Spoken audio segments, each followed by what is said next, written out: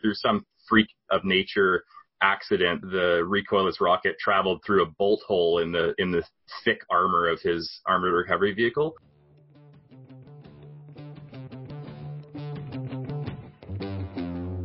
Hey, got something really cool I wanted to run by and let you know what's going on.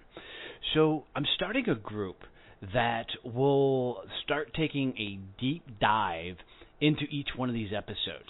So we'll collectively come together and talk about the shows, talk about the guests. I'll be bringing back some of the guests to do some Q&A sessions and really take a further dive into their story, their journey, the episode, talk about, maybe some of the things you wish I would have asked on the episodes, do some Q&A sessions and the like. As a friend put it to me, it's really like a book club, but for the podcast.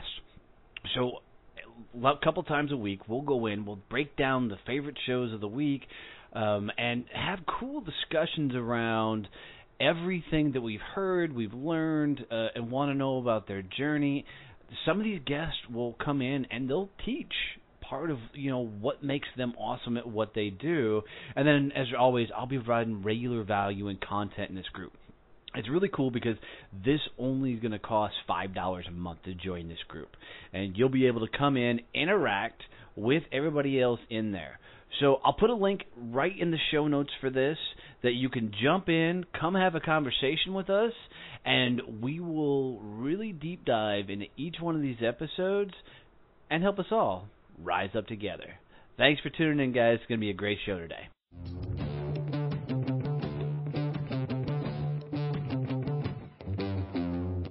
Having the show wasn't something I started out to do. But the day I found out somebody wanted to really sponsor the show was a really, really cool experience. So, guys, I want you to take some time to go check out Point Blank Safety Services and their new nonprofit, Blue Family Fund. These guys are doing some really, really cool things. And Stacy McGovern, who's the CEO over there, has been a dear friend, and she was a guest on the show.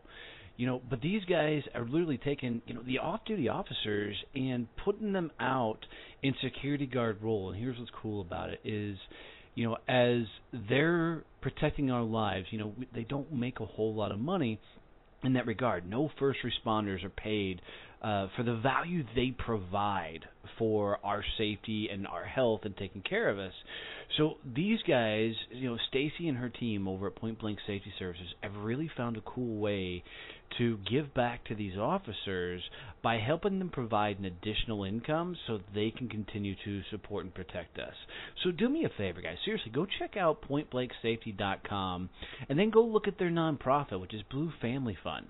Now, this nonprofit was created because of the success of Point Blank Safety Services. They wanted to give back to the families of fallen officers and be able to give scholarships away to the families of current, police officers. So do me a favor. It would mean the world to me if you would go out and help support this show by supporting Point Blank Safety Services and their nonprofit Blue Family Fund. Just tell them Donnie has sent you. You heard it on Donnie Success Champions, and Stacy will take a tremendous and amazing care of you. Thanks, guys.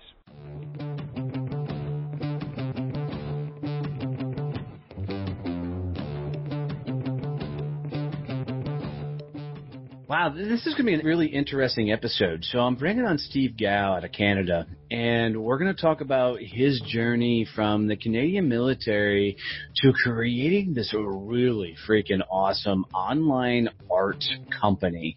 And it's really kind of crazy how this all came about and how he's changing the way artists do their business and sell their stuff online. It's a great episode, guys. Enjoy this one.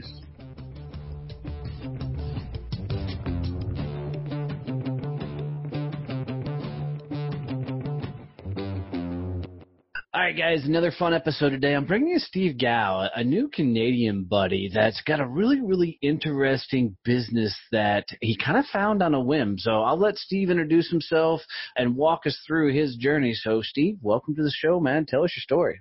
Hey, Donnie, thanks so much for having me. So, yeah, my name is Steve Gow, and I am an entrepreneur. I'm a corporate lawyer by training, and I also served in the Canadian Forces for a number of years. I deployed to Afghanistan in 2008 with the Lord Strathcona Horse, which are an armored regiment up here in Canada. So I've had quite an interesting career, and path I'm on right now is more of on the entrepreneurial path. I've recently started my own business and left big law to found a company called Upstart. We're an online marketplace for original artwork, and we sell original artwork to art lovers and collectors over the world, and we track all of the provenance information. That means basically the history and the artist information and the medium of the art. We track all that information using this new type of technology called blockchain technology, which basically, in a nutshell, immutably and publicly records all this information so it can't be defrauded or deleted. So it helps with fraud prevention. That's awesome. That's awesome. You know, you're going to have to forgive my ignorance, but I'm not sure I even knew Canada had a military. We do indeed. I know. I mean, I'm a U.S. Marine, served, in the U.S., but I don't know much about the Canadian military. Walk me through that a little bit. Is it similar to the U.S. with multiple branches? Yeah, so it's very similar to the U.S. I mean, obviously, we're based more on the United Kingdom, British military traditions because we were originally a colony of the U.K. But we have different branches. So we have the Army, we have the Navy, we have the Air Force, and we don't have anything similar to the Marines, but we do have Special Forces. Well, nobody has anything similar to the Marines. It's okay. Obviously not. You guys are a force unto your own. So we're very similar to the U.S. military, and I think a lot of us have an inferiority complex when it comes to talking with a lot of U.S. soldiers. But I mean, the fact of the matter is we've served in most of the major wars and engagements in the last century together. We've always been a really close ally of the U.S. That's really, really cool to know, and I'm actually really glad to know that. I mean, in my mind, I really thought that the U.S. was your guys' military. That's how ignorant I was on all. So that's awesome.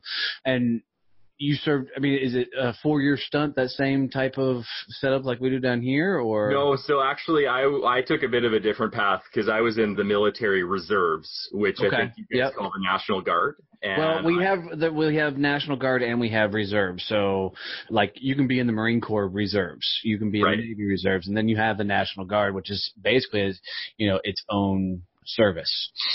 Yeah, so I was in the military reserves in a city called Calgary in Alberta, which is one of our provinces, and we were an armored reconnaissance regiment. So due to budgetary constraints, sometime in the 80s, they took away our armor and tanks and told us that we were going to drive around in armored jeeps, basically. So we in our regiment, it's the King's Own Calgary Regiment, we were always having a bit of an inferiority complex because we always thought of ourselves as true heavy armored tankers, black hats. And, those tanks were reserved for the regular force guys. So we always wanted to play with the big boys, but never got a chance. Well, that just means you're closer to being Marines because, we don't ever get the good stuff. Yeah. I mean, the joke is, you go around and you don't have any ammo, so you just yell, budget cut, budget cut. That's awesome. Well, I was a mechanic in the Marine Corps, and the running joke was my nickname was Bo when I was in, was, hey, don't worry, Bo, if all else fails, just throw a wrench at them. So that's... No, that's interesting. I had deployed with the mechanics regiment. I was deployed in an armored recovery vehicle, big 70-ton behemoth that's built on a tank chassis and has a recovery crane and a dozer, and I drove with them, and we fixed tanks when they got blown up by IEDs or through track or anything like that. So I love working with the mechanics. Nice. And so you deployed to Afghanistan in, I think, 2008, is that right? 2008, that's right, yeah. So there's a bit of a story behind that. I mean, at the time, in I think going back to 2016, Afghanistan was pretty red hot and the war was in full swing. Mm-hmm. For Canada, it was huge because our last major engagement was Bosnia, and that was a lot of UN peacekeeping. Right. So every soldier really wanted to go to a theater of war in Afghanistan. And to give that, so if it was Bosnia, that's the late 90s, early 2000s. That's right, yeah. So it had been a long time since Canadian soldiers had seen any action. So at the time, the worst thing that could have happened for us is that the war ended before we got to go. So we were, which says everybody who's never been to war, right? exactly.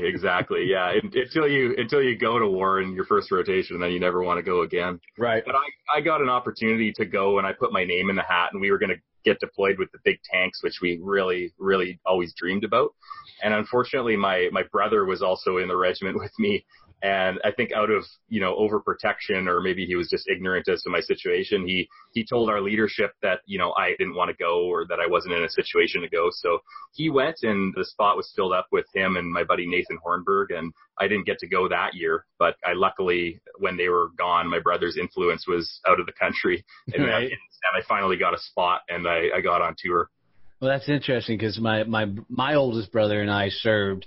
We did 4 years at the same time. I only did 4. He did 24. But I guarantee, given the same situation, he would have pulled the same shit on me. Yeah. I would have had to go on around him, which sounds like you tried to do. But I did eventually. Right. That's awesome. So you get deployed over in Afghanistan. Are you guys deployed alongside the U.S. forces then? Yeah, we are in a lot of cases, because the U.S. was in a lot of different operating zones in Afghanistan. We were more in the Kandahar area and an area called the Zari-Panjwai district, which is the birthplace of the Taliban. I was based out of a forward operating base called Masamgar, which is a giant mountain in the middle of this bald-ass prairie field that overlooked everything. So we had all the tanks there, and we operated with the U.S. military to search for IEDs and do kinetic operations, where we went out and took out the bad guys. And I was actually posted to a U.S. bomb sniffing regiment. They had dogs with a bomb sniffing unit, and we worked really closely with them. So it was a lot of fun getting to know them. Nice. And then how many tours did you do? I did one tour. Okay. So I did the one tour in 2008, and then when I came back, I served another 6 years in the military, got all my junior leadership training, and I achieved the rank of Master Corporal, which is similar to probably a staff sergeant in your military. Okay. How many ranks up is that? That's so you start at private, okay, and then you get promoted to corporal, and then you get promoted to Master Corporal. We don't have a lot of specialized ranks like the U.S. military. The Army is the one that's got the most finicky titles. So a Master Corporal in the Marine Corps, just equivalent, would be a corporal. Could we go, private PFC? No. I think it would be one step up. It would probably be Staff Sergeant, and then our sergeant would be whatever is above Staff Sergeant. A gunny in ours. So yeah, okay. That's right. Very interesting. Wow, this is actually kind of cool. I just didn't know anything about this. So, and during your deployment, that had to be a rough, rude awakening while you're playing over in the sandbox. And we don't have to go into intimate detail by any means, but how many months were you over there? I was there for 7 months total. Okay, and then we have shorter deployments than the U.S. Yeah, because most of the guys will do a year to 18 months, just depending on the deployment. So then you get back to Canada. How many years did you have left in the service after you got back? I was in the military till about 2014, so I served just over 10 years total. Okay, and in a reservist capacity, so same setup where you're going 1 week in a month, that type of thing? Yeah, something like that. It's 1 week in a month every Wednesday, and as much time as you want to put into it. Oh, that's interesting. Do you get paid more if you put more time in? Oh yeah, you get paid by the day or the half day. So if you want more work, then you can go in and deal with stores, or fix vehicles, or do whatever you can. Oh hell, they should implement that with our military. It's pretty good. Yeah, that's a pretty cool setup. But the tour was tough, but I think the toughest part just happened just before tour. Unfortunately, my buddy Nathan Hornberg, who was on the deployment before me with my brother, he was hit by a recoilless rocket, and just through some freak of nature accident, the recoilless rocket traveled through a bolt hole in the thick armor of his armored recovery vehicle. And it hit him in the neck, and he passed away pretty much instantly. Oh, wow. So we were hit by tragedy pretty much right off the bat. And, I was going into theater basically spelling off my brother, and they were, that really hit them hard. So luckily I didn't lose any close buddies on my tour. My good buddy Mark lost both his legs in an IED hit, but fortunately survived the attack. So we got off pretty much unscathed, but I think going back to my brother, I think my brother has a lot of just guilt about being overprotective of me. And, you know, I didn't get that spot on the tour. And then, you know, our buddy Nathan sort of passes away, and like, what would have happened if I went on that tour sort of thing. Right? Yeah, I mean, everybody that served overseas, unfortunately goes through that. Some take it, you know, it hits them harder because of mental shit that they go through like that. I mean, that's would be a tough thing to live with, right? Yeah. You know, yeah. Wow. Tough. So, you know, a lot of guys in the U.S., when they transition out of the military, and I don't mean to keep going to the military, it's just fascinating to me, but a lot of guys, when they transition out, you know, it's a really, really tough transition. Yeah. Is the same thing for you guys up there? Yeah, I think it was way tougher coming off of tour. I you know, all my battle buddies were basically going back to their life in the regular force. I was coming back. I didn't have any sort of decompression where I got to talk to my buddies about what had just happened. I was sort of thrown back into the civilian world and went right back to school basically. So, you know, I battled with depression for a number of years. And yeah, because you got to turn it off mentally and pretend that nothing happened, right? It's wow. Yeah, I think that's an element of it. I think the big thing is just like you're so close knit with your family over there, and everyone has your back and everyone's supporting you. And in the real world and the business world especially, no one cares if you succeed. Right. So it's a very different mindset. Yeah, and that's the number one thing is that, guys, when we talk about transitioning out is that's the biggest struggle. Is you go from, you know, hanging with your buddies 24/7. I mean, there's no secrets. Everybody knows everything about everybody, to nothing and nobody cares. You know, it's a really, really bad, you know, mental game to try and play. And that's what unfortunately gets most guys. So yeah, I agree. You know, that's tough. So were you an attorney before you went in? No, I was in my undergraduate degree. So I finished that up. When I got back from Afghanistan, I was sort of a changed man and really turned my grades around and got really good grades, good enough to get into a really good law school. And that's when I started going to law school for the next 4 years. Now, what goes through somebody's mind that they want to go through enough school to become an attorney? Well, one, why does anybody want to be an attorney? I guess we're masochistic. We want to punish ourselves. I think it's you know, I'm an overachiever. Like I want to put that experience under my belt. I want to keep going to the next level and the next thing in life. So I think that was a big element of it, and I didn't want to just settle into a job and do something mundane and like most people do. So I really wanted to do something unique. So being a lawyer is unique? I guess I'm just curious. I eventually found out that it wasn't. Okay, all right. It's a pretty soul-destroying profession as far as things go. Right. Once you get into it, but I think everyone starts every journey with a lot of enthusiasm and hoping for the best, right? Well, but you know, it's a good point, because I think a lot of people get into things and they, you know, may have wanted to do it since they were a kid until they get into it and they're like, oh, this sucks. Maybe I shouldn't have done it, right? That was definitely me. I did really well in law school. I got a job immediately with a prestigious law firm. I actually got a job as a first-year summer student in my first year of law school, and I stuck with that firm for the next 6 years. Oh, wow. So, yeah, it was a fast-track sort of life, but you know, it's similar to being an investment banker. If you know any investment bankers, you probably don't hang out with them much because they're always at work. They're always working. It's, 18, 20-hour day shifts. And in a lot of cases, you're working for people above you to fill their pockets. And it's kind of a pyramid scheme.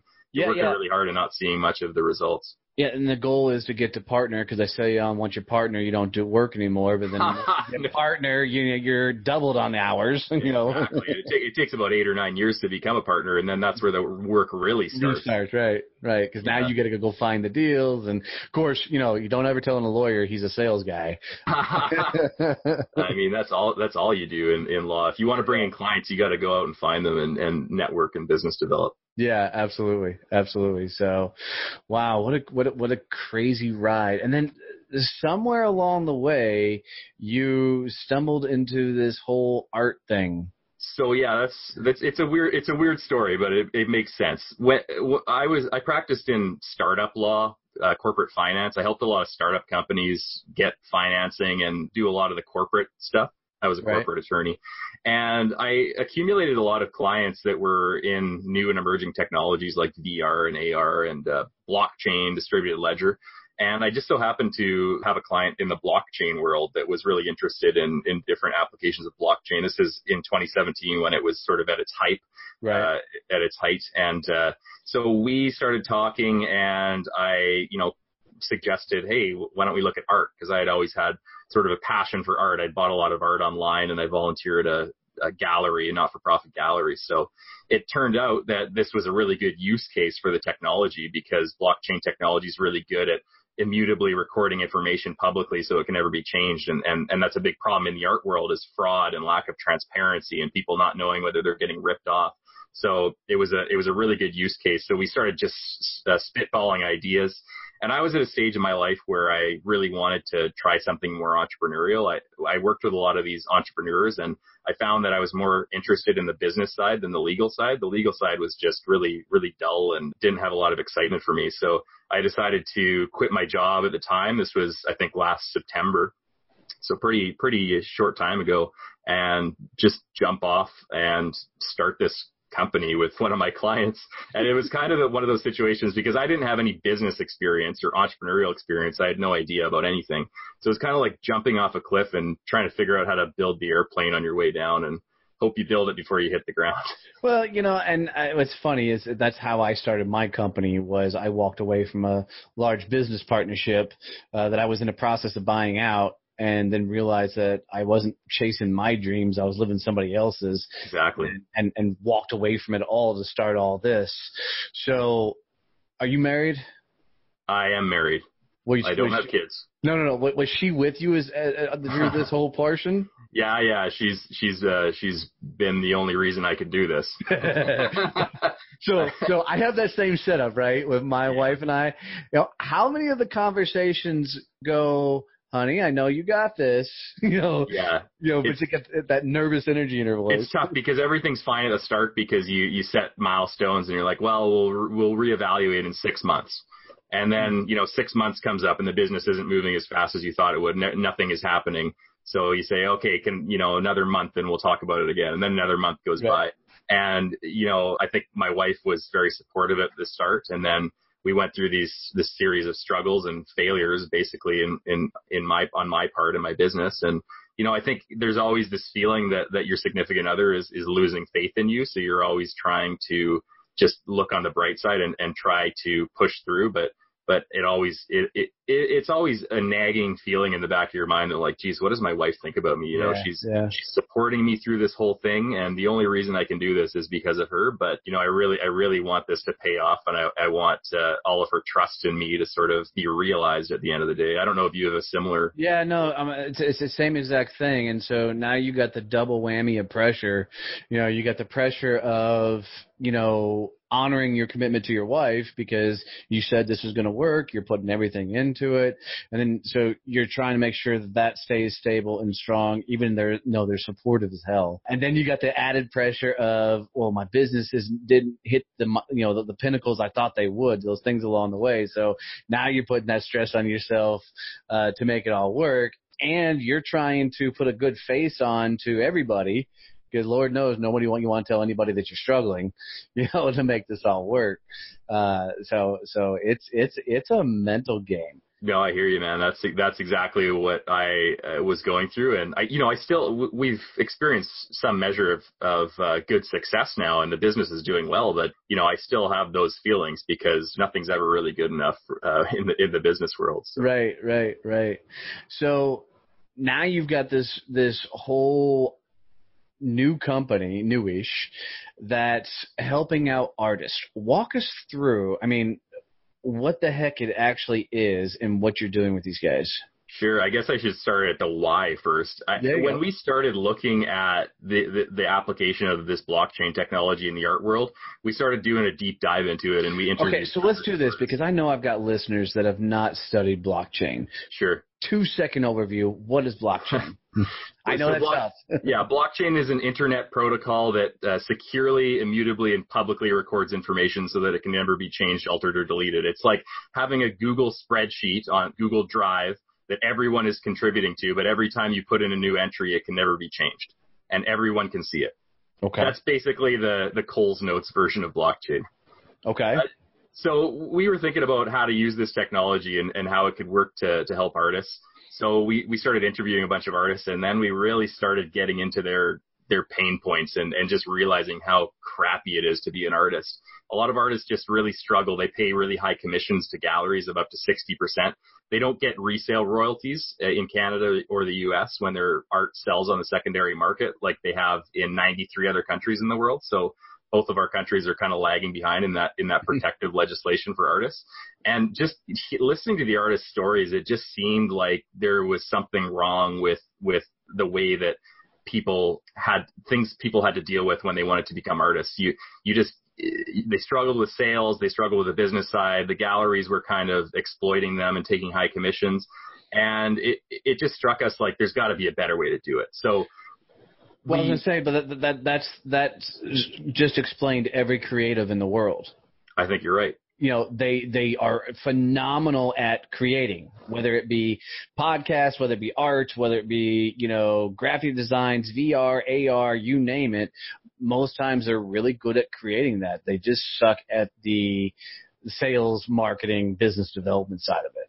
Yeah, that's true. And I think the reason is because in a normal business, you're not manufacturing things yourself. You're getting someone else to manufacture them, and you're dealing with the business side yourself. You're marketing it, you're selling it, you're dealing with bringing customers in. The artists have to do that, plus they have to make the actual product, which is very labor intensive and it's expensive. And at the end of the day, it's a luxury product that people don't need to survive. They buy it for personal aesthetic reasons or investment reasons, right, or to decorate their home. Yeah, so it falls into that novelty sales category. Exactly. Which is one of the toughest sales in the world. Yeah, so it takes a lot of marketing. It's being a creative is being a marketer, really. Yes. And now you're taking a lot of people, and I'm not stereotyping, but a lot of them are introverted in nature, and the idea of putting themselves out there, sometimes the idea of even putting their art out there is a stretch for them. And now you're telling them from a marketing sales standpoint that they've not only got to speak to people, that they have to try and convince somebody that this is the piece of art, when in their mind, this art is the greatest thing that's ever been created. You should just buy it because it's awesome.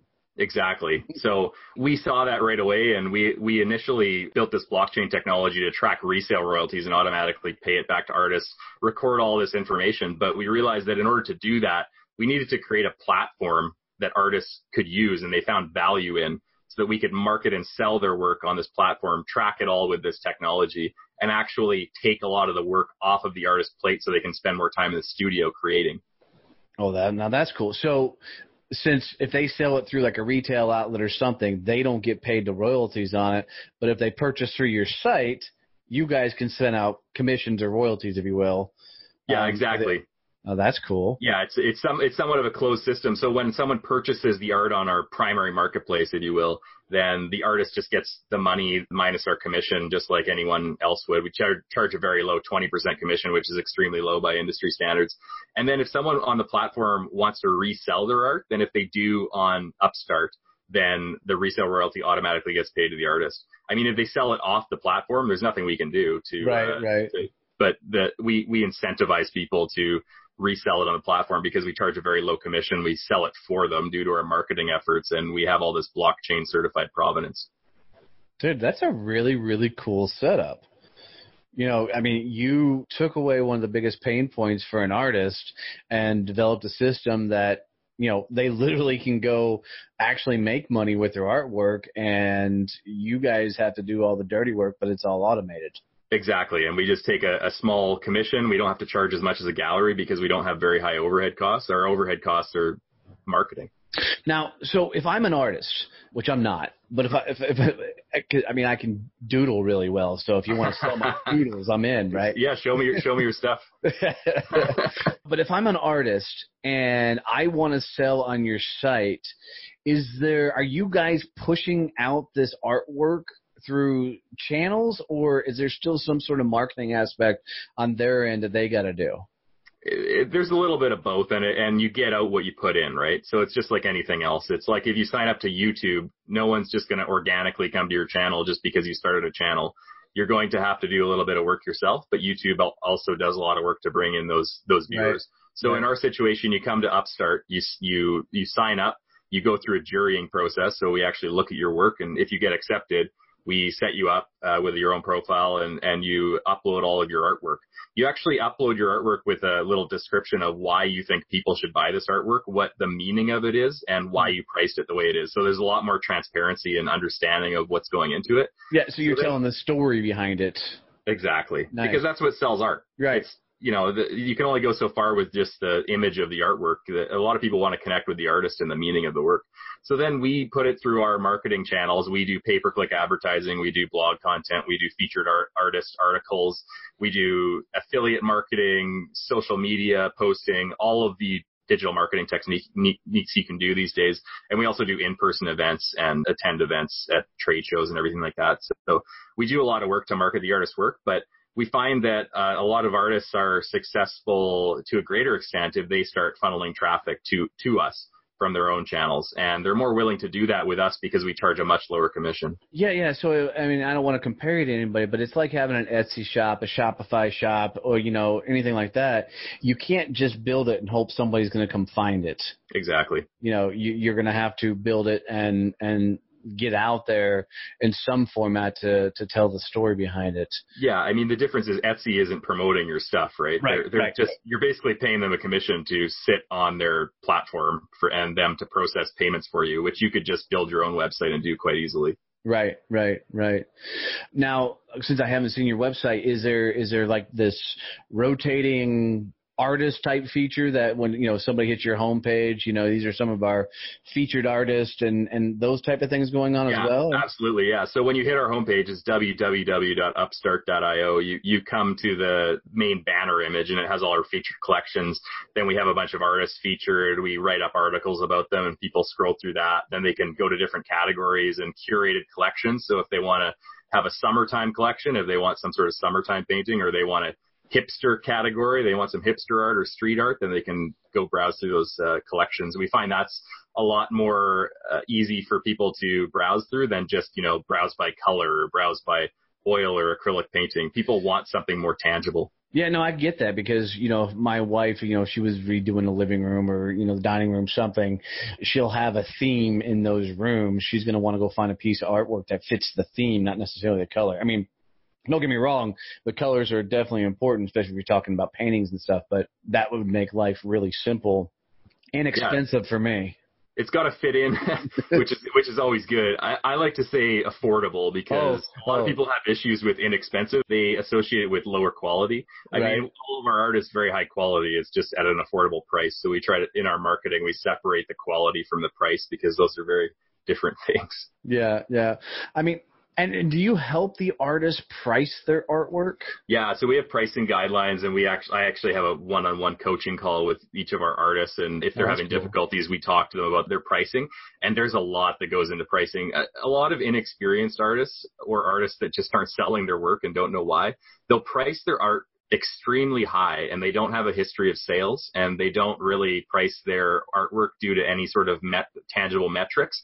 The ones that are successful really price their artwork low. They make high quality artwork, they price it low, and then they build up that initial collector base and the history of sales. And once people see that other people are buying your art, then the floodgates sort of open and everyone wants a piece of it, because it's sort of that social affirmation that everyone is liking this, so I should like it too.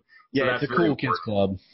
Yeah, absolutely. So we coach our artists through that. And then, once they have a base of sales, then we suggest, increase your price by something like 4% to 10% every year. Pricing per square inch of like from 30 cents all the way up to $4 if you're a senior artist.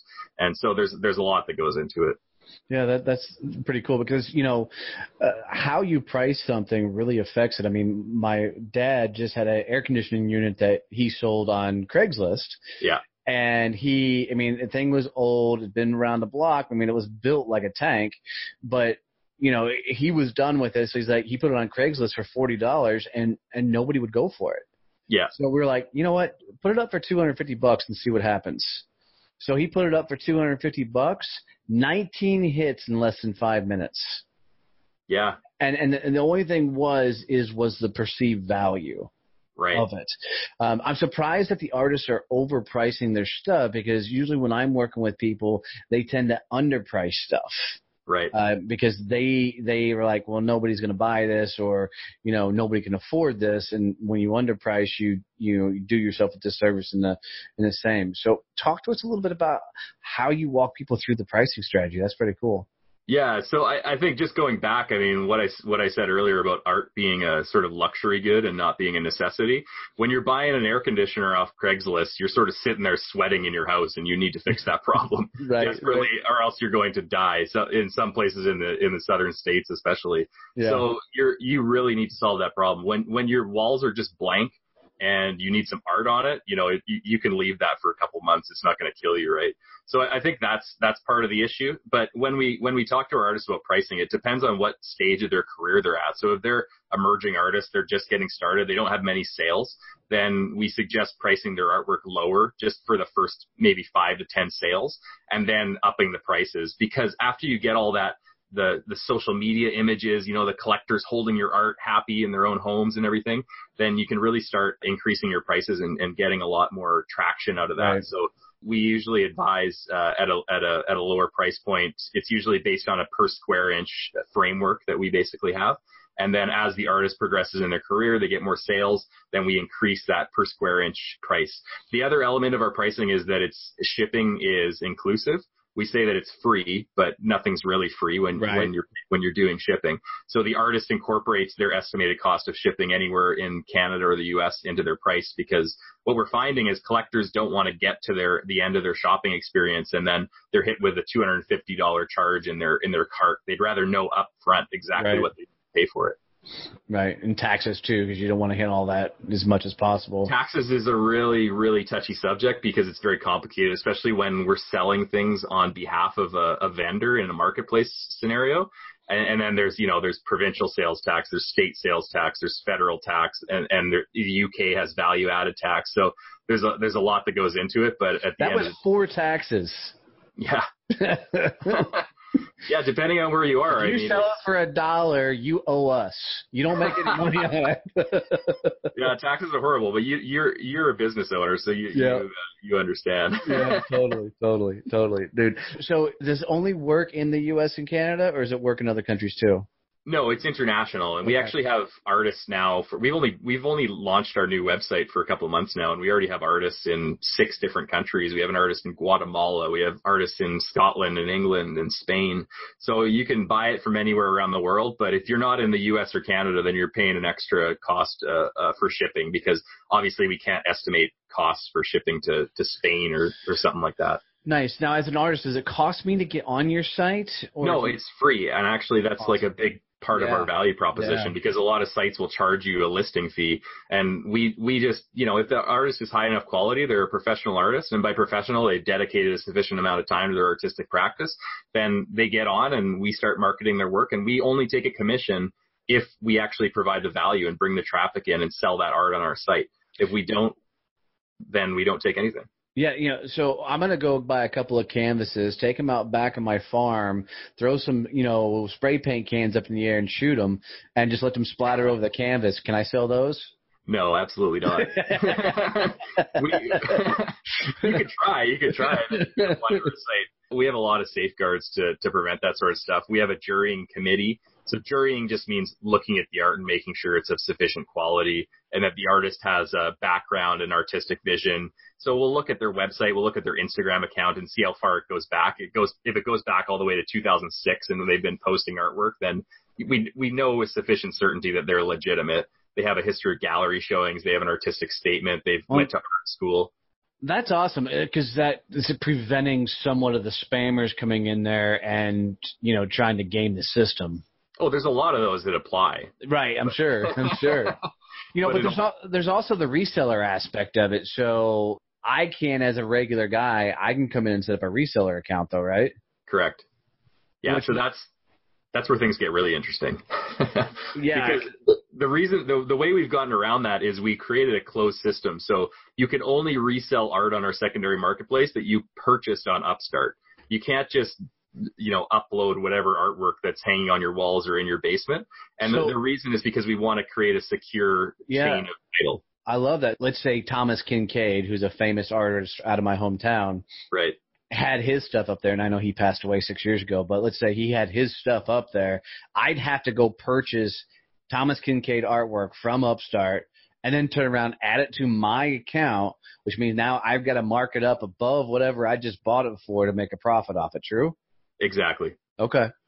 That's a pretty cool system. I mean, that at least helps. Well, that definitely keeps down the imitation art. The guys that are, copying people's artwork and trying to sell it as authentic, which is really cool. For sure. Do you ever get anybody coming to you and worrying about, now I've got resellers competing with me?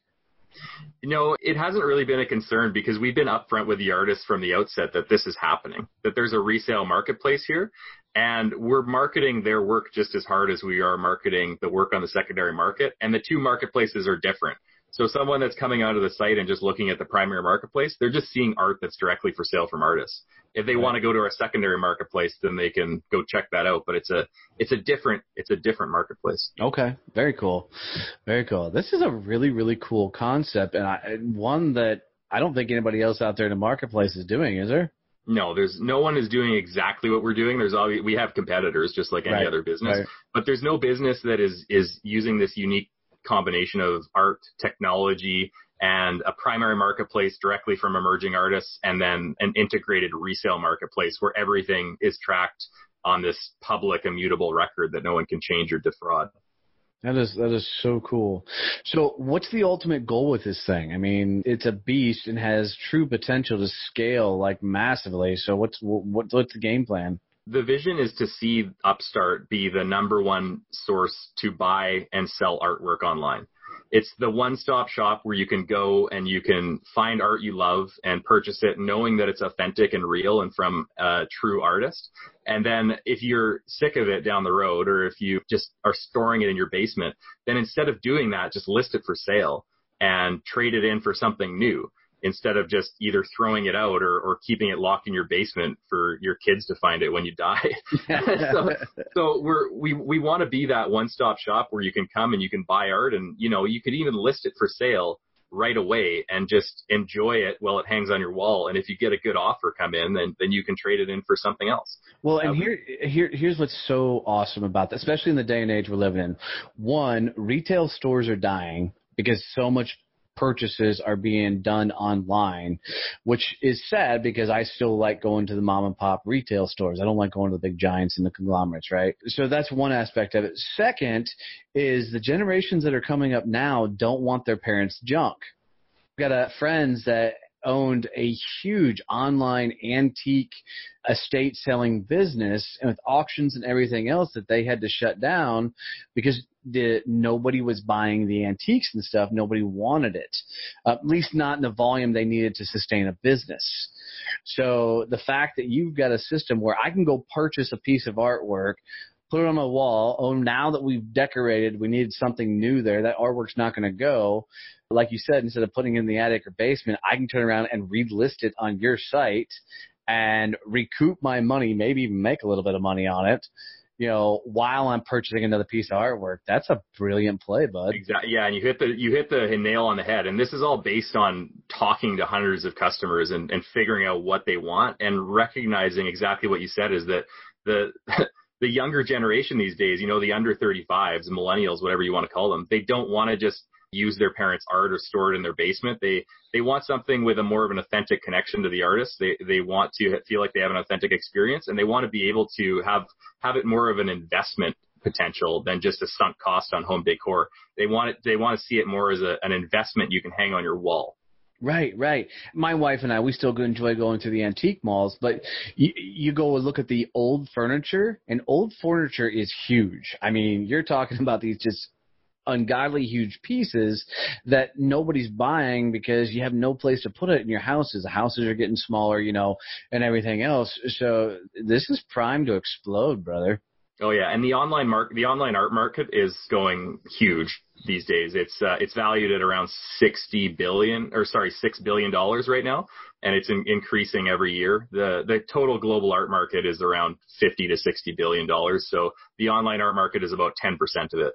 Yeah, I mean, because you got my generation, your generation maybe, and older, we still like to go look at things in stores before we buy, but everybody underneath us, they grew up in the online world, so, you know. Well, plus I hear you, and plus it's getting easier to have that in-person viewing experience without having to go anywhere, because we actually have an app on our site now where you can see the art on your own wall. So you can upload a picture of your own living room to us, and you can then see the art on your own wall and move it around and see what it's going to look like above your couch and see what it Okay, don't tell my wife that.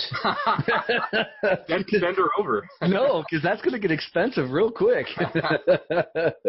Because now she has a couple of rooms in the house where she's decorated around an art piece, and if she can do that with multiple art pieces, now I'm going to have a new room every freaking month because she can. And then, well, if she gets sick of that art or switches up her home decor, then she can trade it in for something else. Yeah, this is why this is a horrible idea, bud.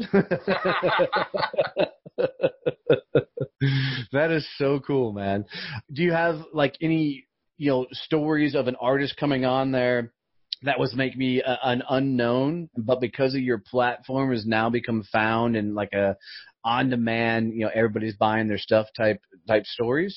I mean, we don't have any stories of people becoming the next like Picasso or anything like that, but right. We do have success stories. There are a lot of artists who came on with not a lot of sales, and the social media exposure and the sales that they got through Upstart and the education that they got through Upstart with me, coaching them on one-on-one calls and providing educational material on how to actually market and sell your work online.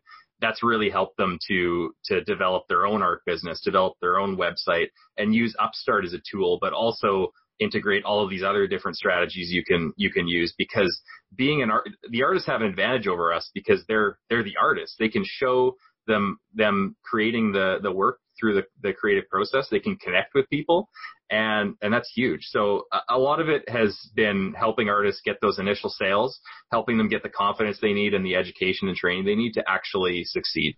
Yeah, dude. And this is what just ran through my head is you've made the platform that allows people who do it like on YouTube to become, YouTube famous. Yeah. And that's what I always make the analogy to YouTube.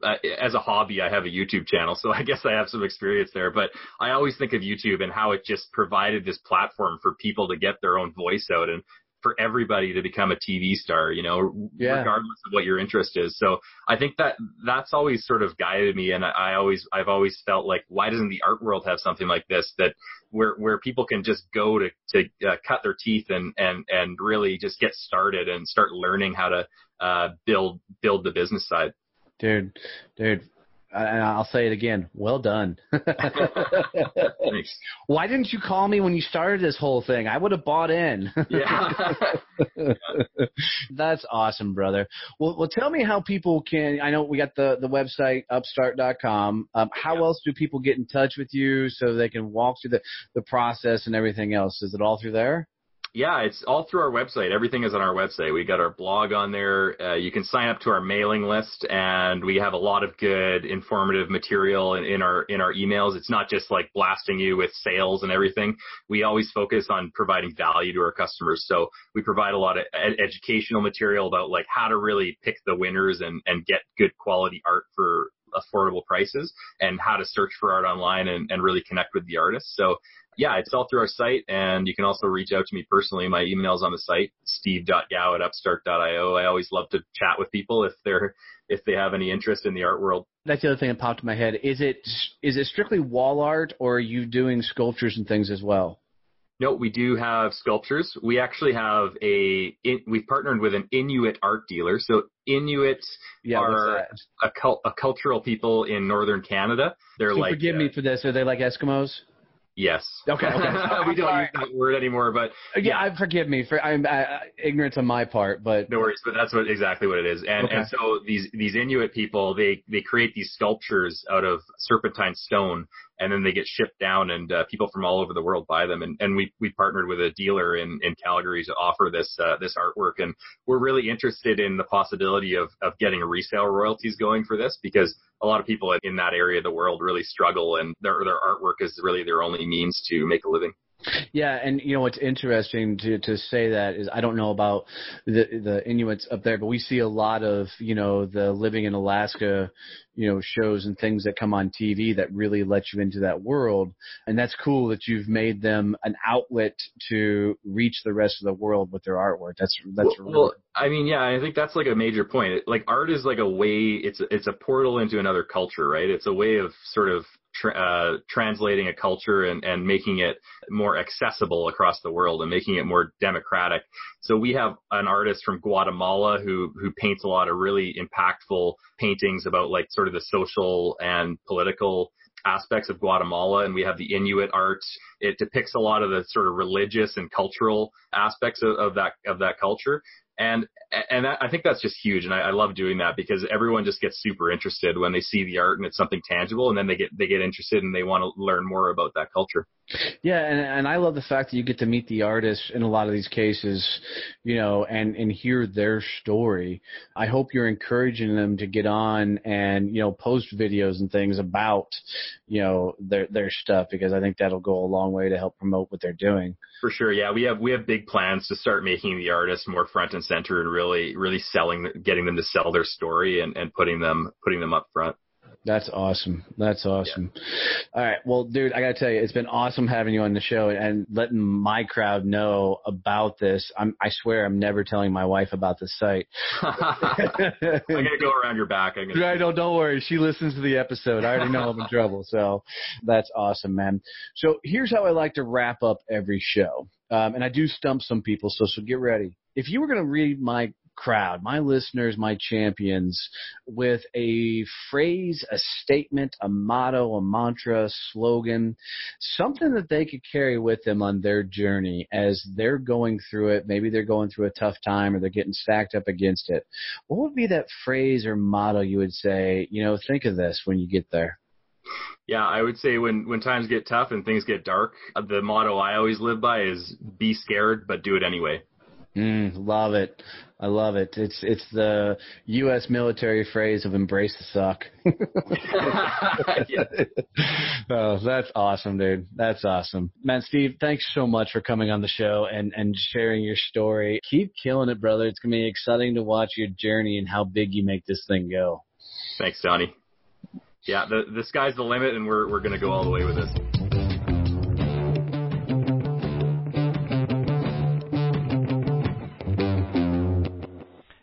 Guys, really thank you for listening to this episode. I really appreciate it. It's a lot of fun putting these together. I wanted to make sure before we get out of here that you knew what we were doing with social content. What we found was because of the podcast, we have a unique way of helping you get your social content out on a very easy way. What we're doing is we're interviewing people. And from that interview, we will capture a lot of information that will then be turned into videos, memes, articles, all things you can use for your social content. I know, like for me, one of the biggest struggles I had was, what do I put out there? What do I say on a regular basis? Well, we'll help do all that for you. So if this is at all of interest to you, reach out to us and let us help you grow your social media channel. I can tell you I did this for my business, and my social media is completely taking off. My Instagram, since I started doing this, jumped over 10,000 followers, and it continues to grow. So if this is at all of interest to you, check the bottom of the show notes for the link that says, Get My Social Content Done right now.